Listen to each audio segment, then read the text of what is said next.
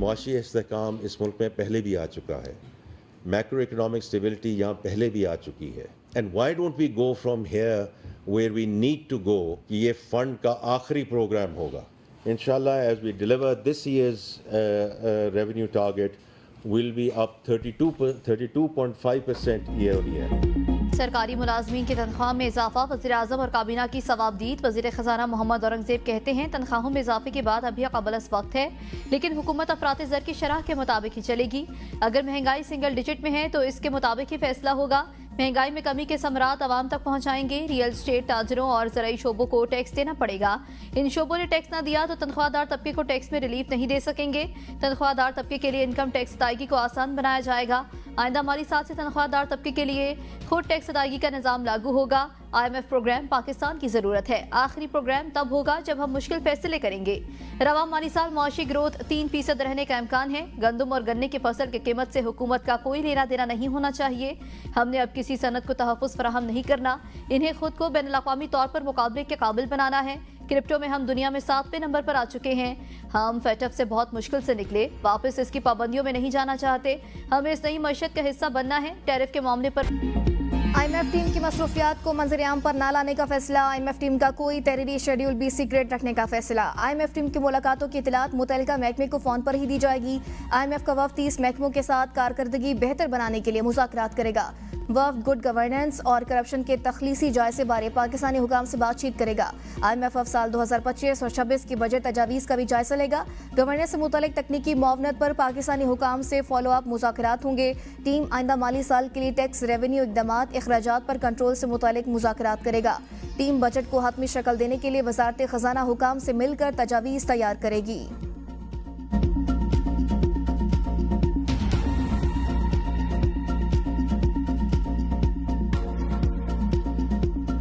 पाकिस्तान की मंजूरी है उसके ऊपर भी वो डॉक्यूमेंटेड है। ये कहना कि जी हो नहीं सकता, ये हुआ नहीं, डॉक्यूमेंटेड है, साइंड है, तो उसको जो है वो जाहिर है उसके ऊपर जो है वो बात कर ले। और लेकिन हमारी कोई लड़ाई नहीं है। वज़ीर ज़राअत पंजाब असमा बुखारी का केनाल के मामले पर बिलावल भुट्टो का जवाब। कहा सदर ने केनाल की दस्तावेजी मंजूरी दी। सिंध में की जाने वाली सियासत तकलीफदेह है। बयानबाजी से केनाल का मसला हल नहीं हो सकता। बिलावल भुट्टो को विफाक के सामने अपना मौक़िफ़ पेश करना चाहिए। पीपल्स पार्टी इत्तेहादी है, इनसे कोई लड़ाई नहीं। पानी की तकसीम के मसले पर सियासत अफसोसनाक है। बिलावल भुट्टो जलसों में खड़े होकर मसला हल करने के बजाय जिम्मेदाराना किरदार अदा करें।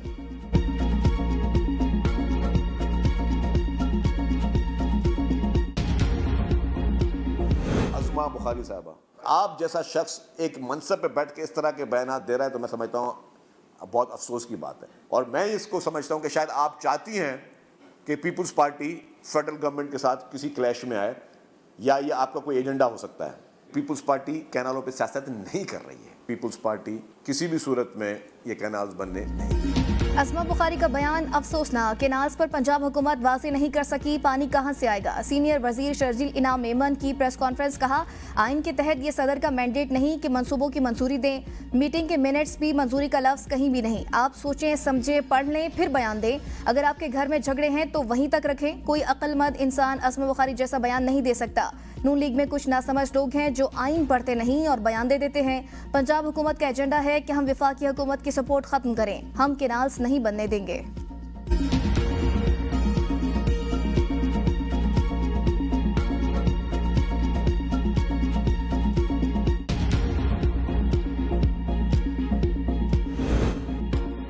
तहरीक इंसाफ में इख्तिलाफात। आतिफ खान ने भी वज़ीर आला अली अमीन के बयान की तहकीकात का मुतालबा कर दिया। कहा मरकज़ी क़यादत बानी चेयरमैन का मौक़िफ़ कौम के सामने लाए। मौजूदा हालात में ऐसे बयानात से बानी चेयरमैन की तहरीक को नुकसान पहुँच सकता है। हमें अपनी तमाम तर तवानाइयाँ बानी की रिहाई के लिए जद्दोजहद पर लगानी चाहिए। पार्टी में अंदरूनी इख्तिलाफात को हवा देने के लिए बयानात जारी करने से गुरेज करना चाहिए। बानी चेयरमैन की रिहाई की जद्दोजहद को कमज़ोर नहीं होने देंगे। PTI में कोई फॉरवर्ड ब्लॉक नहीं बन रहा। सारे लोग इस वक्त बानी PTI के साथ हैं।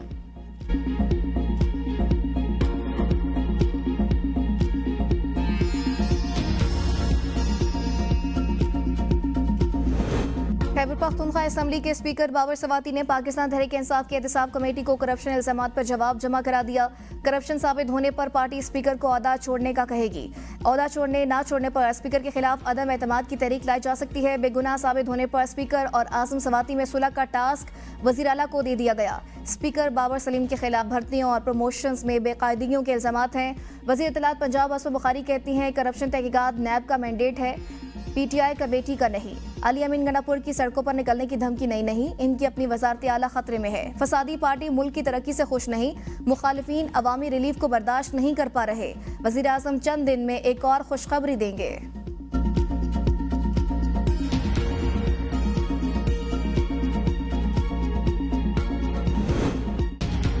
सदर आसिफ अली जरदारी की सेहत बेहतर हो गई, मुलाकातों पर ताहाल पाबंदी है। जाती मौलिज डॉक्टर आसिम हुसैन की ब्रीफिंग। कहा आसिफ अली जरदारी अहले खाना को रोजाना की बुनियाद पर सेहत से मुतालिक आगाही दे रहे हैं। मुख्तलिफ टेस्टों के बाद इस बात की तस्दीक हुई है कि सदर ममलिकत कोरोना में मुब्तला है।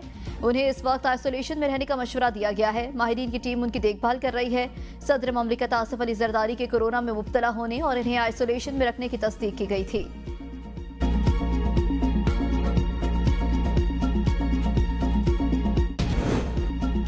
मुस्लिम लीग नून के सदर नवाज शरीफ की बिजली की कीमतों में कमी पर आवाम को मुबारकबाद। कहा बिजली की कीमतों में हालिया कमी से महंगाई और कम होगी। मईशत बेहतर होने से आम आदमी की जिंदगी में भी बेहतरी आ रही है। हुकूमत आवाम की जिंदगी में आसानी पैदा करने के लिए कोशिश है। हुकूमत की मुसलसल कोशिशों से महंगाई का मुकम्मल खात्मा मुमकिन होगा।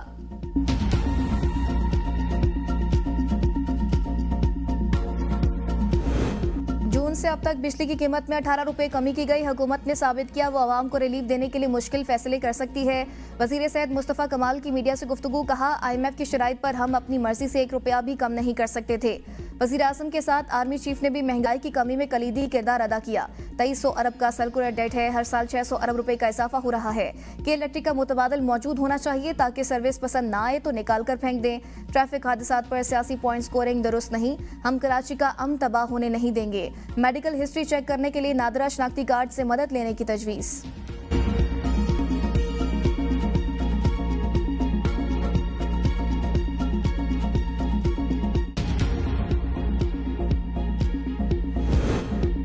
बलूचिस्तान में एहतजाज पर पाबंदी आयद। बलूचिस्तान हुकूमत का BNP के लॉन्ग मार्च के खिलाफ कार्रवाई का इंदिया। तर्जुमान सूबाई हुकूमत शाहिद रिंद कहते हैं कुछ अनासर रेड जोन को यरगमाल बनाने पर बाजिद हैं। उम्मीद है मसला मुज़ाकरात से हल होगा, लेकिन अगर वो जिद पर कायम रहे तो हुकूमत के पास दीगर ऑप्शंस भी मौजूद हैं। सूबे में दफा 44 नाफिज है। खिलाफ वर्जी की सूरत में कानून अपना रास्ता लेगा। मुख्तलिफ सियासी जमातों को एहतजाज पर पाबंदी की मजम्मत, एहतजाज में शामिल होने का ऐलान कर दिया।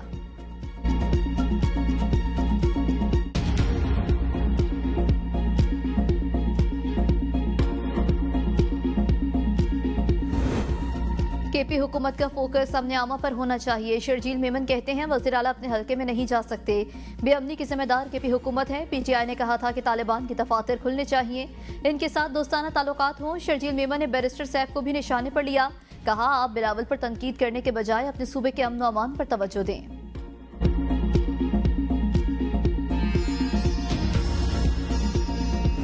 मौजूदा हुक्मरान अवाम के वोटों से नहीं आए। जो इक़्तिदार में हैं उनके पास मसाइल का कोई हल नहीं। तरक्की का सफ़र तजुर्बाकार क़यादत के बगैर मुमकिन नहीं। साबिक वज़ीर आज़म शाहिद खान अब्बासी का सवाबी में खिताब। कहा 3 बड़ी जमातें इक़्तिदार में आई मगर मुल्क नहीं चल सका। अवाम नहीं क़यादत नाकाम हुई। खैबर पख्तूनख्वा में 12 साल से एक ही पार्टी बरसरे इक़्तिदार मगर सवाबी आज भी अदम इस्तेहकाम का शिकार है।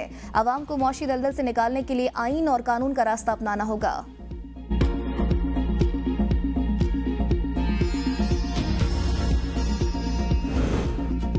हमारी गुर्बत को कमजोरी ना समझा जाए। अमरीका और मगरिब की गुलामी कबूल नहीं। मौलाना फजल रहमान का तौसा शरीफ में जलसा आम से खिताब। कहा फलस्तीन से लेकर कश्मीर और बर्मा तक मुसलमान आग में जल रहे हैं। आग में जल भी मैं रहा हूँ और इंसानियत के लिए खतरा भी मैं हूँ। ऐसा नहीं हो सकता फसाद की जड़ तुम हो, हम नहीं। इसराइली जबर ने 1.5 साल में 60,000 फलस्तीनी मुसलमानों को शहीद किया।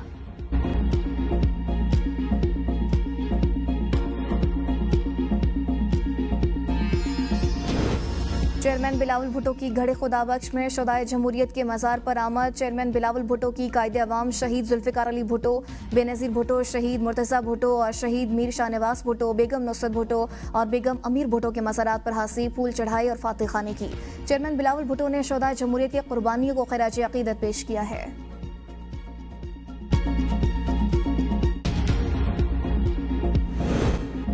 गवर्नर सिंध कामरान टिसोरी का डंपर से कुचले जाने वाले हर खानदान को प्लॉट देने का ऐलान। 12 अप्रैल को गवर्नर हाउस तलब कर लिया। कहते हैं झूठे नारे लगाकर मुतासरीन को ट्रक की बत्ती के पीछे नहीं लगाएंगे। डंपर हादसा का जिम्मेदाराना कोई ड्राइवर गिरफ्तार है, ना ही मालिकान ने आकर किसी की कोई दादरसी की। मुतासरा खातून किसके सामने फरियाद करे, कौन इंसाफ करेगा।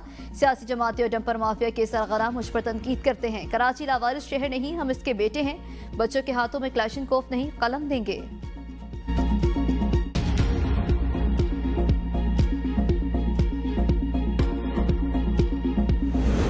वज़ीर-ए-आला पंजाब की सूबे में 13 नए सहूलत बाजार कायम करने की मंजूरी। बाजार भावलपुर, अटक, मरी, नौशहरा विरका, भूरेवाला, कबीरवाला, सांगला और जलालपुर में कायम किए जाएंगे।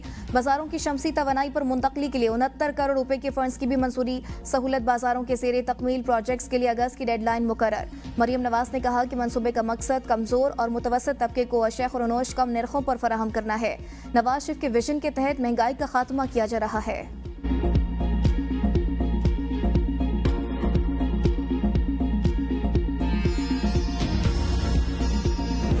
कराची से पेशावर जाने वाली खुशहाल खान खट्टक एक्सप्रेस की 5 बरस बाद बहाली का ऐलान। मार्च 2020 में कोरोना के बाइस मुअत्तल किया गया था।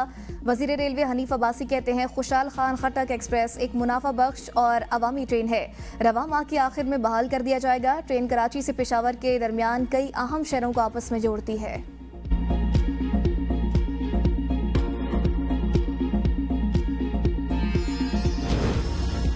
मुल्क भर में मुकीम अफगान मुहाजिरीन को डिपोर्ट करने की तैयारियां मुकम्मल। पंजाब भर में गैर कानूनी अफगानियों के खिलाफ कार्रवाइयां जारी। गैर कानूनी अफगान बाशिंदों को मुख्तलिफ शहरों से खैबर पख्तूनख्वा पहुंचाया जाएगा। कागजी कार्रवाई मुकम्मल करने के बाद तुरखम बॉर्डर से डिपोर्ट किया जाएगा। पेशावर इंतजामिया का कार्ड होल्डर के हामिल अफराद के खिलाफ भी कार्रवाई का फैसला।